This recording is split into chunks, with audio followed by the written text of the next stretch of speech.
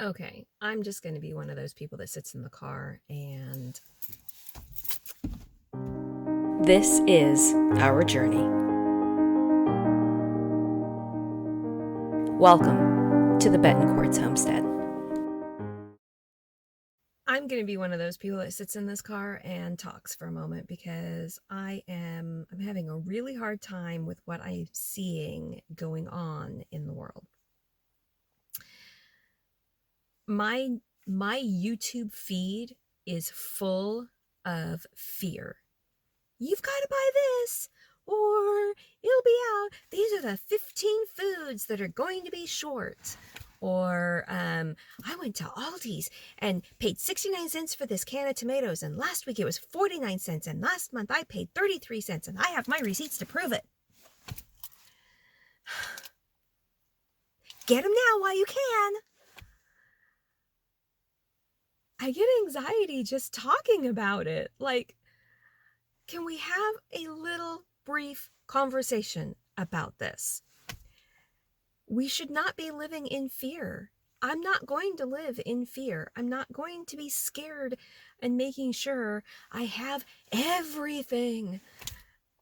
Okay, now, some of you that know me are like, but Tabitha, you do have everything. No, I don't. I live in the outskirts and I watch every single penny.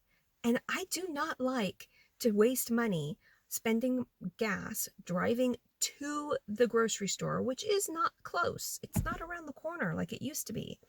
And then driving back, because driving to and back is about a $5-6 trip in gas alone. So no, and that's if the prices are $4.50 or lower. So let's just time mark that. So it costs me $5 just to go get a half gallon of milk. So if that's the case, I don't want to run out of anything because I don't want to spend that kind of money just to go get milk. So I'll do without. So I make a list, and I have my pantry list that I'm sharing with you guys. I have so many videos on how I do things. This is just my way of life. This is nothing about preparedness and being prepared for the EMP or the apocalypse or the next nuclear disaster. But you know what? If a nuclear disaster happens, I'm probably going to be a little bit better off because this is my normal way of life. But fear sells, doesn't it?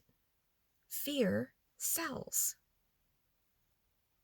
And I'm looking at my newsfeed and I'm going, these people that I have literally seen or that have been recommended to me, because people seem to want to recommend other people that do the same thing I do because they don't want to listen to what I'm doing. They'd rather listen to some stranger that sells them fear.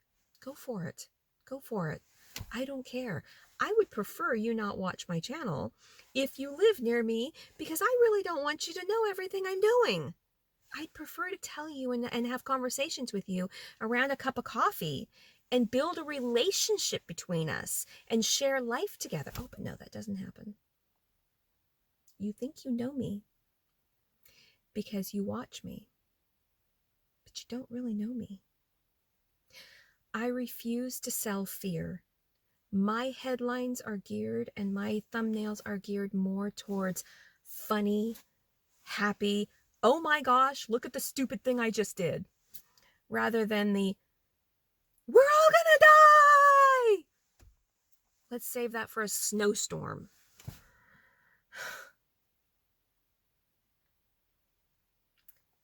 I don't want to sell you fear, but fear sells, doesn't it? I could have massive followers, one, if I was consistent, and two, if I sold you fear on every single post. And if I posted every single thing I did, I could sell, I could have a very successful channel. I don't want to sell you fear. I don't think you should be fearful. And I don't want money that way. I want to give you quality, funny information in a delightful, refreshing way. I want to give you information that you could use while having fun in the process. Because, y'all, life is just way too short not to have fun. I did 911 for a decade in a very major city. I know what life is like. And I choose not to participate in the fear aspect. I just choose. There is enough that we could be afraid of.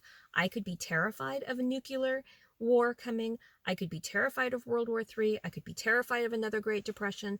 I could be, or Greater Depression, whatever. I could be terrified of the political scene. I could be terrified of food shortages. I could be terrified of not enough electricity. I could go on. I literally could go on. I choose to ground myself, and this is where I'll lose some of you, in my faith, and to live my life knowing that God will prompt me to do the things that I need to do. And he tells me over and over in his word, do not be afraid. Do not fear. So if I'm not supposed to be afraid and I'm not supposed to fear, then all I have to do is listen to him. And if he is guiding or impressing upon me that I need to buy an extra 10 pounds of flour, I'm going to buy an extra 10 pounds of flour. Do I look crazy sometimes when I go grocery shopping? Yeah. Do I care? No. Why? Because I'm listening to God. Because I am doing in my brain for the last 13 years, that includes moving where we're living. We'll say 14 years, because it took us a couple years to move here. 14 years, I am doing exactly what God has been telling me and impressing upon my heart that I need to do. Do I want to grow a garden? No. Do I want to live in muck boots my life? No. Do I miss my nice designer purses and designer clothes? Yes. Is that what God has in store for me? No. Am I supposed to be in a community that culturally is not fit with me? That's where he has me. Do I make friends and love on people? Yes. Do I spread fear amongst people? No. Because he tells us, love me, love others, and do not be afraid. Why is this so hard? So I just had to get that off my chest, you guys. I am editing massive amounts of video, and I'm going to put this guy up right now, unedited. Well, actually, I probably should edit the first part because I made an error there. But I don't want to spread fear.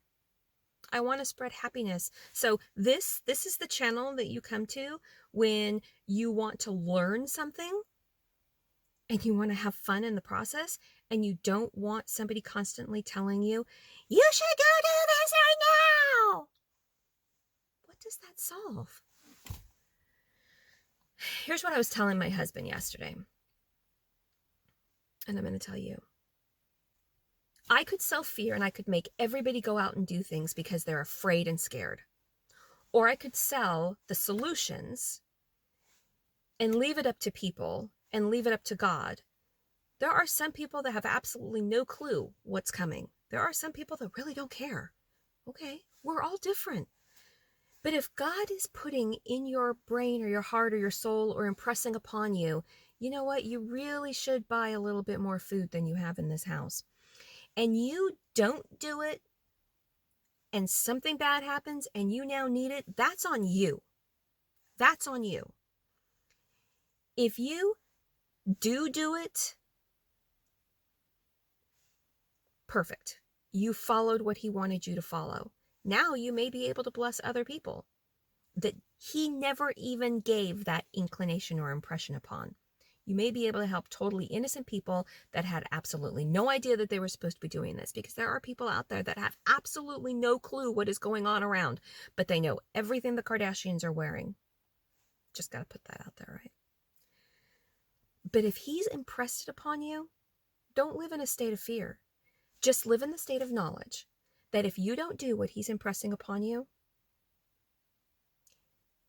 he's only impressing that upon you for a specific reason. He is a God that loves us, cares for us. He doesn't want us to live in fear. He wants us to go out and love other people. but he's also a God that will give you warnings if you're listening. And if you're not listening, he's not going to talk to you, right? Look at Moses. Like, follow Moses. I need you to go speak this. I'm a horrible speaker. Well, I need you to do this. Here, I'll bring you Aaron. I mean, seriously? And here's another thing. If you don't do what you feel he's impressing upon you to do, he'll find somebody else to do what he's asking you to do. Whoa. You guys have a great day.